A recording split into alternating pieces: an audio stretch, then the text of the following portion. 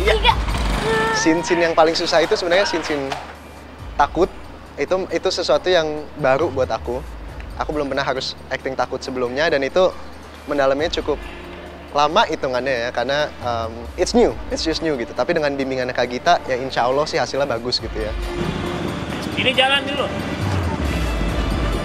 Tantangan adegannya justru, jadi scene dimana aku tuh mati, ketabrak bis, cukup menantang karena harus memberanikan diri ya. Ceritanya hampir ketabrak mobil, terus akhirnya ketabrak bis, super duper kencang. Aku harus memberanikan diri banget. Siap! Siap! Kalau untuk tantangannya sangat banyak, apalagi di karakter Sonya. Aku ingat paginya, itu scene dimana aku marah, scene dimana aku ngebully orang. And then setelah scene itu selesai, aku lanjut ke scene dimana Sonya harus nangis. Dan di situ sih tantangannya untuk bisa memasukkan emosinya di suatu hal yang tepat. Yang agak susah itu adalah waktu si Pak Dudung itu kerasukan, itu agak susah. Aing murka. Baik kabehan. Maafkan saya nggak bisa kayak.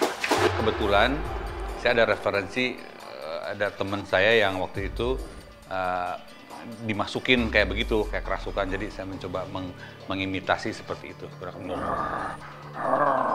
Gitu ya. Itu seperti yang kerasukan seperti itu ya, saya lihat. Coba nih, coba.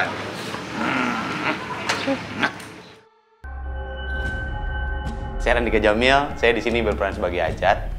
Ajat itu, Kang Ajat tuh adalah pamannya dari Raka. Peran saya tuh sebagai sosok pengganti dari orang tua Raka. Jadi kan Ajat ini tuh dia bisa dibilang apa ya, punya ilmu lah yang diturunkan dari kakeknya. Hai, kenalin nama aku Cinta. Di sini aku berperan sebagai Dini Setan Masker. Dan ceritanya itu aku ini sebagai setan jahatnya. Dan aku ini dirasukin sama ayah aku sendiri, makanya aku jadi jahat.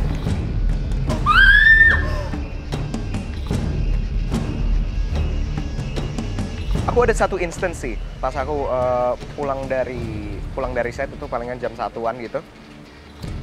Aku cuci muka, mandi, dan tiba-tiba aku dengar knocking di depan kamar aku.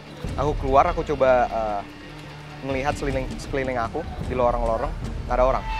Jadi waktu itu sempat yang pas scene aku dicekek sama Pak Dudung, itu ada muncul anak kecil sempet di take one-nya, tapi mungkin kayak nggak dimasukin, kayak anak kecil lewat. Itu pertama, itu ketangkep kamera. Terus kedua, scene aku itu kayak dikejar sama Pak Dudung, aku lari, nengok-nengok ke belakang. Dan at the same time, abis aku take scene itu, aku balik ceritanya ke base camp. Terus itu kan kayak malam gitu, sekitar jam 12 malam. Aku balik ke base camp, terus tiba-tiba oh my god, kayak oh my god.